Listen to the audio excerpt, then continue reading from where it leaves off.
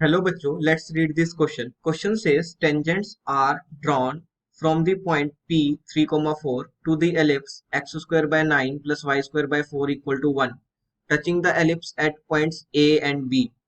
The orthocenter of the triangle PAB is option A is 5, 8 by 7, option B is 7 by 5, 25 by 8, option C is 11 by 5, 8 by 5 and option D is 8 by 25, 7 by 5. तो सबसे पहले हम इस question का की concept discuss कर लेते हैं. Key concept is equation of tangent, equation of tangent to the standard ellipse, to the standard ellipse.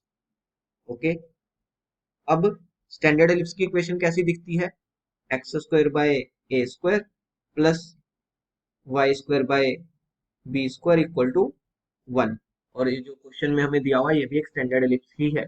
अब अगर लेट्स से इस एलिप्स पे मैंने एक पॉइंट लिया x1, y1, ध्यान रहे ये पॉइंट जो वो एलिप्स पे लाई करना चाहिए, x1, y1. तो इस पॉइंट पे अगर मैं इक्वेशन लिखना चाहता हूँ टेंजेंट की, तो क्या करेंगे? एक्स स्क्वायर को रिप्लेस कर देंगे x1 से, x1 अपॉन ए स्क्वायर, और वाई स्क्वायर को रिप्लेस कर देंगे y1 से, so y1 by b square equal to 1. ये मैं क्या लिख सकता हूँ? इक्वेशन ऑफ टेंजेंट लिख सकता हूँ, इक्वेशन ऑफ टेंजेंट. अब एक बार फिगर भी समझ लेते हैं. फिगर में बोल रहे हैं एक पॉइंट लिया P 3, 4. इस पॉइंट से हमने एलिप्स पे दो टेंजेंट्स ड्रॉ किए और उसने एलिप्स को लेट से A एंड B पॉइंट पे टच किया. तो हमें जो ट्राइंगल PAB बनेगा उसका ऑर्थो सेंटर बताना है क्या होगा. तो लेट से मैंने A के कोऑर्डिनेट्स एज्यूम कर लिए अल्फा कोमा बीटा. A के कोऑर्डिनेट्स क्या एज्यूम किए? Alpha comma beta. A point जो है एलिप्स पे लाई कर रहा है. एलिप्स की इक्वेशन क्या गिवन है? X square by 9 plus y square by 4 equal to 1. अब जो ए पॉइंट है वो एलिप्स पे लाई कर रहा है, इसीलिए एलिप्स की इक्वेशन को क्या करेगा? सेटिस्फाई करेगा. Means alpha square by 9, x की जगह पे अल्फा और वाई की जगह पे beta, so beta square by 4, this should be equal to 1. ये मेरे पास आना चाहिए. इसको मैंने इक्वेशन नंबर 1 एज्यूम कर लिया. अब क्योंकि ए पॉइंट जो है वो एलिप्स पे लाई कर रहा है, तो इस पे अगर मैं इक्वेशन लिखना चाहता हूँ टेंजेंट की, अभी हमने हमारा की कंसेप्ट देखा, तो इक्वेशन ऑफ टेंजेंट क्या हो जाएगी? एक्स x1, और x1 की जगह पे अल्फा आ जाएगा, so this means x into alpha upon 9. और वाई स्क्वायर को किससे रिप्लेस करेंगे? y1 से, तो y1 की जगह पे बीटा है, तो y times beta upon 4 equal to 1. ये मेरे पास क्या आ गई? ये मेरे पास ए पॉइंट पे इक्वेशन आ गई टेंजेंट की. अब वो टेंजेंट जो है वो पी पॉइंट से तो पास करना ही चाहिए 3, 4 से. तो ये जो इक्वेशन मेरे पास आई है ये जो है पी पॉइंट से पास करेगी, 3, 4 से पास करेगी. तो 3, 4 जो है इस इक्वेशन में पुट कर देंगे. एक्स की जगह पे 3 और वाई की जगह पे 4. तो क्या आ जाएगा? 3 अल्फा बाय 9, तो वो अल्फा बाय 3 हो जाएगा, प्लस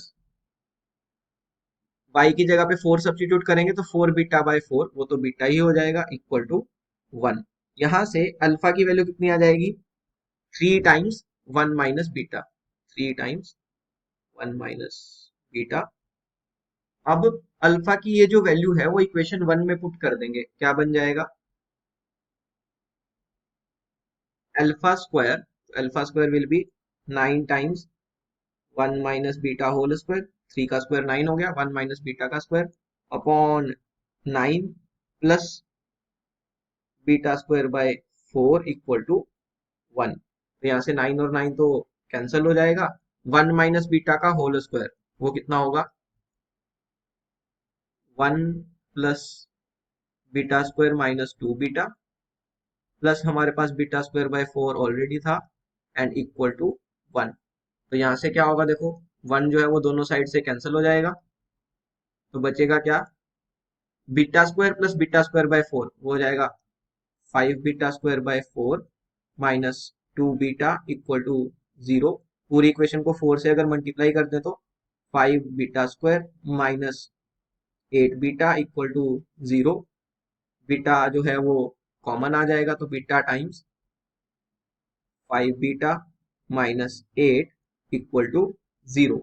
यहां से देखो हमारे पास बीटा की दो पॉसिबल वैल्यूज आ जाएंगी कि या तो बीटा 0 हो जाए और बीटा की वैल्यू कितनी हो जाए, बीटा की वैल्यू हो जाए 8/5। ओके, अब यहां से बीटा की दो वैल्यूज आने का क्या मतलब है, क्वेश्चन को फिर से देखते हैं एक बार। तो हमने क्या किया, ए पॉइंट के कोऑर्डिनेट्स अज्यूम किया अल्फा कोमा बीटा, और उस पॉइंट पे जो टेंजेंट है उसको पी पॉइंट से पास करा दिया। अब ऐसे तो दो पॉइंट्स होंगे जिन पे अगर मैं टेंजेंट की इक्वेशन लिखता हूं और वो इक्वेशन जो है वो पी पॉइंट से पास करे, तो बेसिकली मेरे पास यहाँ से जो बीटा की दो वैल्यूज आ रही हैं वो ए पॉइंट और बी पॉइंट के वाई कोऑर्डिनेट्स है। अब यहाँ से हमको ए और बी के क्या मिल गए, वाई कोऑर्डिनेट्स मिल गए। एक्स कोऑर्डिनेट्स कैसे निकालेंगे, उसके लिए हमें पता था कि जो अल्फा है वो क्या है, 3 टाइम्स 1 माइनस बीटा है। बीटा को अगर 0 डालते हैं तो अल्फा 3 आ जाएगा, तो बीटा इक्वल टू 0 के लिए अल्फा कितना हो जाएगा, 3।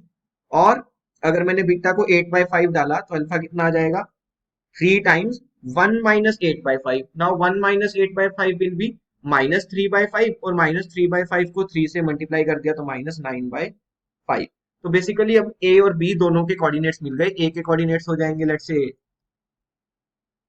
3,0, बी के कोऑर्डिनेट्स क्या हो गए, -9/5 कॉमा 8/5, एंड पी के कोऑर्डिनेट्स तो हमें गिवन ही थे, वो क्या थे, 3,4।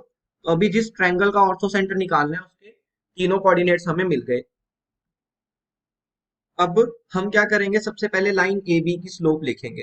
लाइन ए बी की स्लोप कैसे लिख सकते हैं, slope of A B will be, देखो अगर हमारे पास दो पॉइंट्स हो तो उन दोनों पॉइंट्स को ज्वाइन करने वाली लाइन की स्लोप क्या हो जाएगी, y2 - y1 upon x2 - x1। 8/5 में से 0 सब्ट्रैक्ट कर देंगे, 8/5 ही आ जाएगा, upon x2 - x1 that will B -9/5 -3।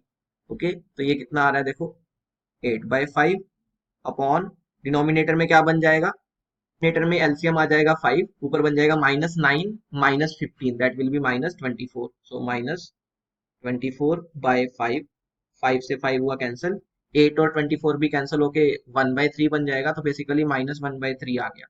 Similarly अगर मैं पीबी की स्लोप लिखता हूं, slope of PB that will be, similarly y2 - y1 करेंगे, सो 4 - 8/5 अपॉन 3 माइनस -9/5, तो वो +9/5 हो जाएगा। दिस इज इक्वल टू, ऊपर बन जाएगा 20 - 8, 20 - 8 विल बी 12, सो 12/5, एलसीएम 5 आ गया, अपॉन नीचे क्या बन जाएगा, 5 × 3 विल बी 15, 15 + 9 विल बी 24, सो नीचे बन जाएगा 24/5। तो ये तो कैंसिल हो गया, 12/24 कितना आ गया, 1/2 आ गया। हमें निकालना था ऑर्थो सेंटर। ऑर्थो सेंटर क्या होता है, ortho centre is nothing but intersection point of altitudes. तो मैं कोई भी दो एल्टीट्यूड्स लिख लूंगा। पहला एल्टीट्यूड लेट से मैं लिखना चाहता हूं जो कि पी पॉइंट से पास करेगा, तो पी पॉइंट के कोऑर्डिनेट्स क्या है, 3,4 है। अब वो एल्टीट्यूड जो पी पॉइंट से पास करे वो किसके परपेंडिकुलर होगा, ए बी के परपेंडिकुलर होगा। और स्लोप ऑफ ए बी क्या है, स्लोप ऑफ ए बी है -1/3,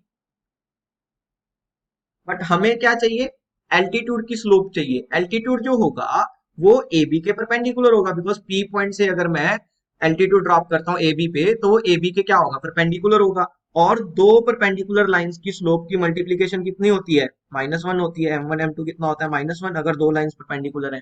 तो अगर एक की स्लोप -1/3 है तो दूसरे की स्लोप क्या हो जाएगी, 3 हो जाएगी। तो मेरे को जिस एल्टीट्यूड की इक्वेशन लिखनी है उसकी स्लोप क्या होगी, वो एल्टीट्यूड पी पॉइंट से पास करेगा तो उसकी स्लोप हो जाएगी 3, बिकॉज एल्टीट्यूड जो पी से पास कर रहा है और लाइन ए भी एक दूसरे के परपेंडिकुलर है। तो स्लोप भी मिल गई, पॉइंट भी मिल गया, तो इक्वेशन क्या आ जाएगी, y - 1 is equal to slope that is 3 × x - x1। तो ये आ गया, this means y - 4 is equal to 3x - 9। So y - 3x, यहाँ से जो -9 है उसको भी इधर ही ले आएंगे तो वो +9 हो जाएगा, 9 - 4 विल बी 5, +5 इक्वल टू 0। ये जो है हमें एक एल्टीट्यूड की इक्वेशन मिल गई, तो इसको इक्वेशन 1 मान लिया। सेकंड एल्टीट्यूड लेट से मैं लिखना चाहता हूं जो ए पॉइंट से पास करेगा। ए पॉइंट के कोऑर्डिनेट्स क्या है 3,0। ए के कोऑर्डिनेट्स क्या है 3,0। अब जो एल्टीट्यूड जो है ए से पास करेगा वो कौन सी लाइन के परपेंडिकुलर होगा, पीबी के परपेंडिकुलर होगा, और स्लोप ऑफ पीबी क्या है 1/2। स्लोप ऑफ पीबी क्या है 1/2। स्लोप ऑफ पीबी हो गई 1/2। अब जो एल्टीट्यूड जो है ए से पास करे, अगर मेरे को उसकी स्लोप लिखनी हो तो वो एल्टीट्यूड क्या होगा पीबी के परपेंडिकुलर होगा। और अभी हमने देखा कि दो परपेंडिकुलर लाइंस की स्लोप की मल्टीप्लीकेशन -1 होनी चाहिए, तो अगर एक की स्लोप 1/2 है तो दूसरे की -2 हो जाएगी। अब मेरे को ए से पास करने वाले एल्टीट्यूड की स्लोप भी मिल गई और ए के कोऑर्डिनेट्स भी पता है, तो इक्वेशन क्या हो जाएगी y minus y-0 is equal to slope, slope कितनी है -2 इंटू x-3। तो ये मेरे पास सेकंड एल्टीट्यूड की इक्वेशन आ गई जो ए पॉइंट से पास कर रहा होगा। तो क्या इक्वेशन आ गई y is equal to -2x plus 6। ये सेकंड इक्वेशन आ गई। फर्स्ट एल्टीट्यूड की इक्वेशन क्या थी y-3x plus 5 equal to 0। y-3x plus 5 equal to 0। अब इन दोनों को अगर मैं सॉल्व कर लूंगा तो इंटरसेक्शन पॉइंट आ जाएगा और वही हमारा ऑर्थो सेंटर होगा।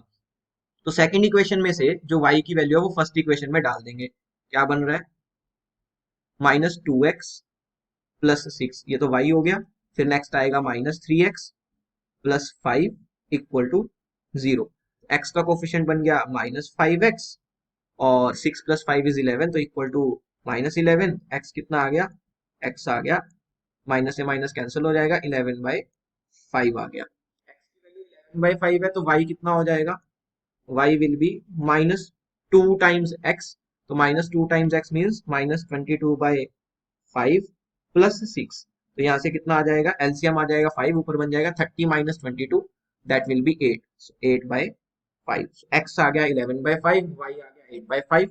ऑर्थो सेंटर के जो कोऑर्डिनेट्स हैं वो क्या होंगे, वो हो जाएंगे 11/5, 8/5। और यही हमें निकालना था, ऑर्थो सेंटर के कोऑर्डिनेट्स निकालने थे। तो ऑप्शंस देख लेते हैं 11/5, 8/5। सो ऑप्शन सी जो है वो मैच कर रही है। Hence option C is our final answer. Hope you understood it well. Best of luck. Thank you.